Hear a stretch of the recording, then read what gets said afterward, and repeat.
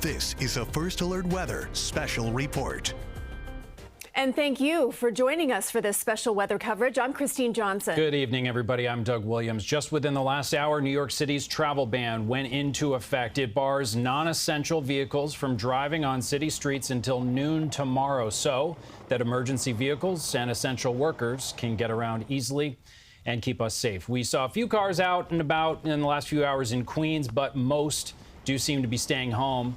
And in an effort to keep people safe, city schools are closed tomorrow for a full real deal snow day. Let's take a live look now at the roads. This is in New Jersey. From our weather tracker, we can see snow piling up, and this will definitely potentially cause some slick conditions out there. Our live team coverage spans the tri-state area.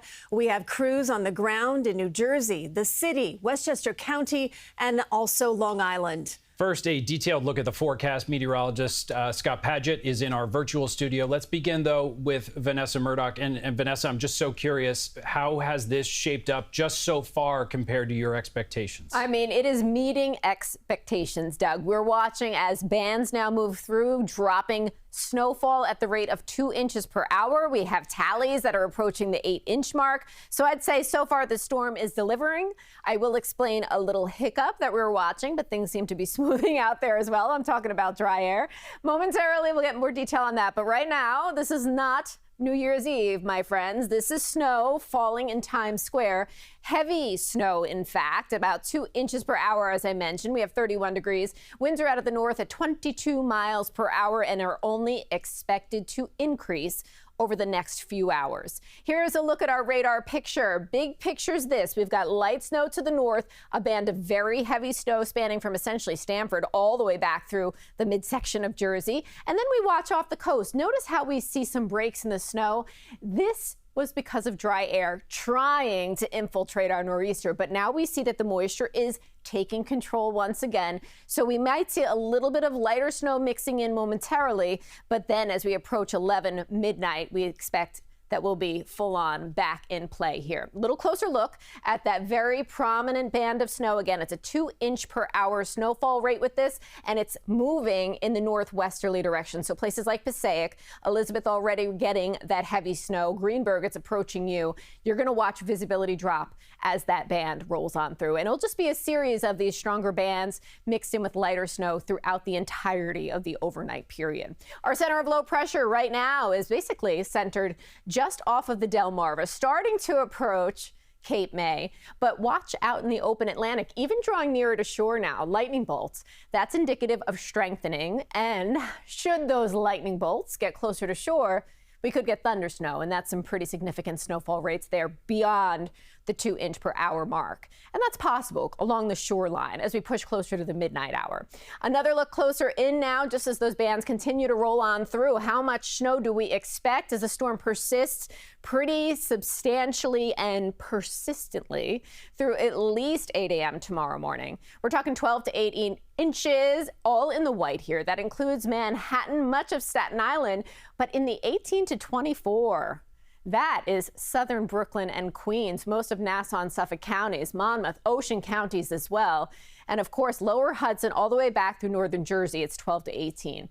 Maybe 8 to 12, well north of the city. But this is where we're going to see that persistent light snow, and those heavy bands may not reach you.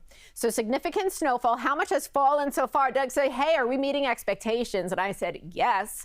Manorville, 8 inches of snow. Hello to my family there. My hometown of Centum Rich is not too far behind. 7.5 inches. Lake Success, New York, 5.1 inches so far. Even Brooklyn coming in at a half a foot already. So you can see these numbers are decent, right? But we've got a long way to go. We are expecting the snow to continue through midday tomorrow, but it will be tapering off through the morning hours. Current wind gusts out there, we're approaching 40 miles per hour in Babylon, 39 right now, Brick 28 gust, Toms River 37. These winds are going to ramp up as that storm continues to strengthen off the coast, and it will lead to more impacts across the tri-state area. Snow continues to fall. So now I want to bring in my colleague Scott Padgett. He's in our ARVR studio. And Scott, I know you're going to break us down exactly how these winds might add to the fuel of a storm. Yeah, and we've been hearing the word blizzard, right? And a lot of you saying, okay, this blizzard warning is already in effect. So it's the winds that we're talking about, and we're going to break that down coming up here first. Let's take a look at exactly what's going on with the Futurecast. I'll pop up the box here next to me to show you,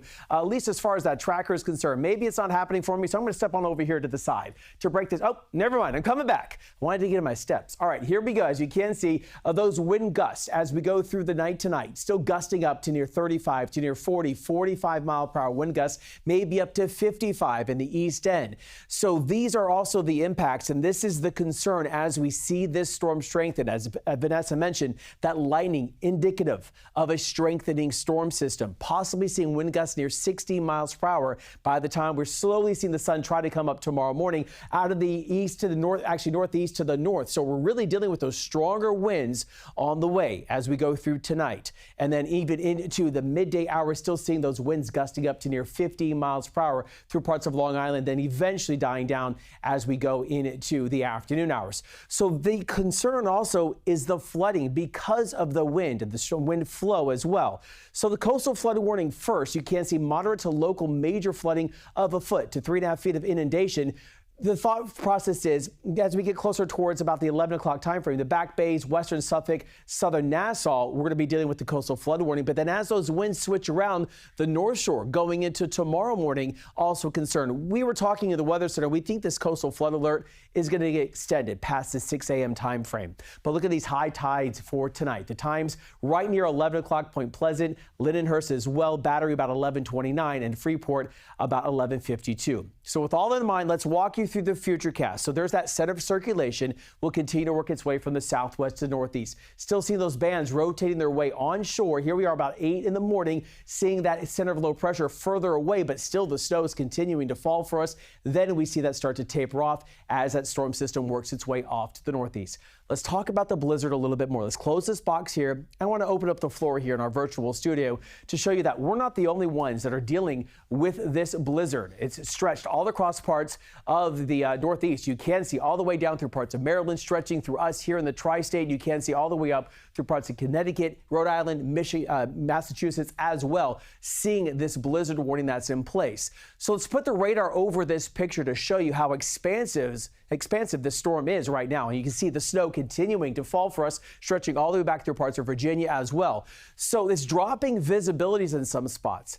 Look at this with me. So let's go ahead and close this up. I want to show you the current visibilities right now because of the snow that's coming down. Asbury about 0.7 of a mile, about a little less than a half a mile. Upper East Side, Massapequa right now 0.69, seeing about a half of a mile in Danbury. Fishkill about 0.3 of a mile to 0.4 of a mile.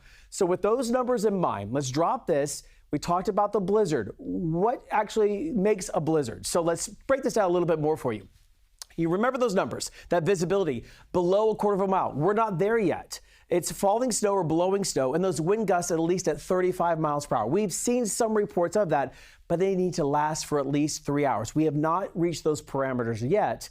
But the question is, will we get there? And the potential definitely is there. I want to show you this 24-hour outlook. And as you're looking at this with me, all right, this line that you see right there is the temperature line, 32 to 33 degrees. The darker blue color, that means indicates the heavier snow that's on the way. And then by the time we go to the mornings, maybe some light snow back to heavier snow. So Vanessa, it kind of a breakdown of what we can expect over the next 24 hours. We see that heavy snow on the way, those gusty winds and the coastal impacts. And so the question is, we're picking up a lot of snow.